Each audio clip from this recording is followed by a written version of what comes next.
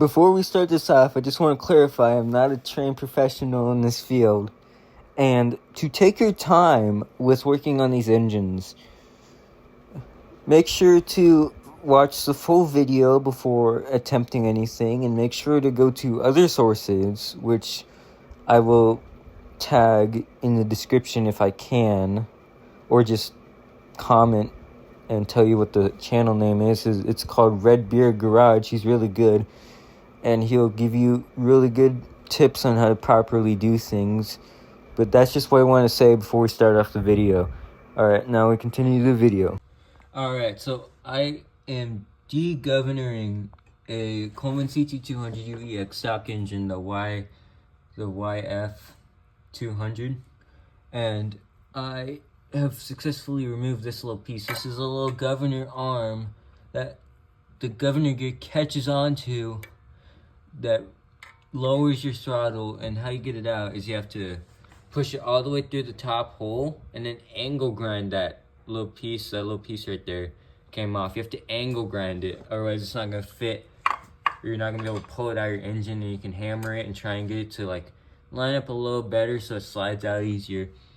But I'm going to be showing you how to remove the governor gear without any effort really needed, because people pull on that little governor gear right there on that little piece.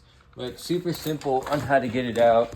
Right now I don't have a punch set, but it should be really easy to get out. First you take the flywheel off. If you're doing a governor delete and you have a Makuni and everything else, the valve springs, you need to do a upgraded flywheel, which I have right here. But that right there is the governor gear. That's what the governor gear is holding on to. So you can take like a flat screwdriver and hammer it into the governor gear. It might, honestly, this is all I got. So, alright, I'm back, and I literally just used normal punch or a screwdriver, whatever. I found an actual punch kit. It makes your life a whole hell of a lot easier.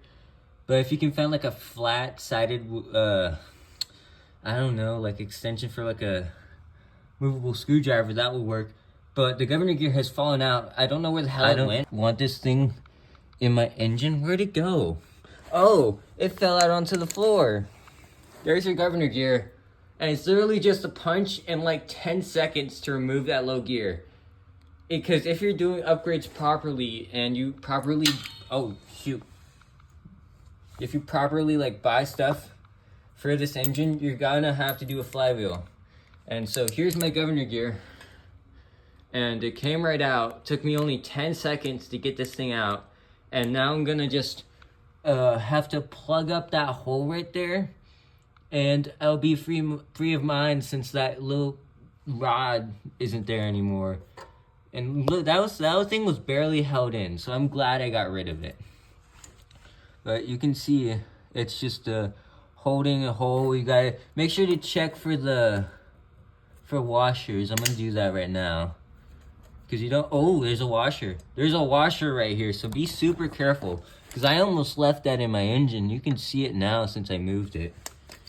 Alright, I'll be right back once I get the washer out. Alright, I'm back here. And here's that little washer. I think it's magnetic. How was that thing staying in there then? That was just like... That thing was in there. I had to use these desk claw grips to get that thing out. But here's the engine ungoverned and all that. So I'm gonna have to figure out how to plug that hole. There's like a little like liquid thing, or I could thread a bolt into it, very small bolt. But literally the easiest governor delete I have ever done in my life.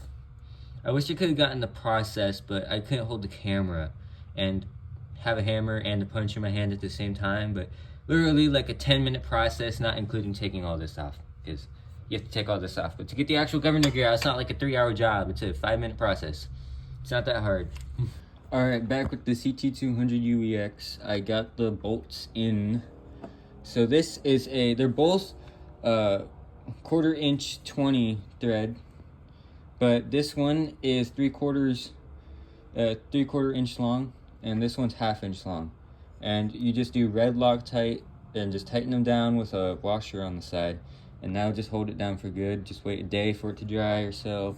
Wait as long as you want to, but the longer you wait, the better chance you have for the red Loctite to hold. It's red Loctite, so any chance you get is good. I'll update you when I get the side cover back on. And after that, you're golden. Just put your bike back together. Alright, I'm back. I got the side cover back on. And I made sure to measure each one of these bolts, and they're the same length. And if you want exact torque specs, they're right around like 10 to 12 foot-pounds. Because my torque wrench only goes down to 12.5, and it was able to move a little bit before it popped at 12.5. So also, rule with these, you do a star pattern. Always, like, if you're doing something like this, you just do a star pattern. So I do this one right here, and then this one, and I do it the same on the other side. It's just a star pattern. And don't use an impact wrench, you just use a trusty old socket wrench.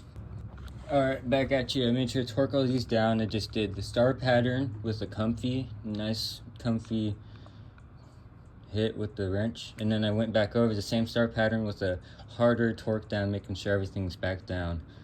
And just getting it nice and comfy. Making sure everything's just holding on nice. Don't want to over torque it, don't want to snap a bolt or something. It's the last thing you need to do. So just take your time, take it easy. Alright. Thank you for watching, and make sure to take your time, check the comments, have the professionals tell you what to do. You can join Discord servers. I'll link a good Discord server in the description for where I can ask questions and all that. They've been real help. Go to other sources, but the reason why I made this video is because I haven't seen many Ct200u-ex videos for like proper governor deletes, where people properly build these engines so they don't get damaged. Alright, thanks for watching. Make sure to subscribe. I believe I'll be doing a aluminum flywheel install video next. Just same kind of style as this video. And thanks for watching.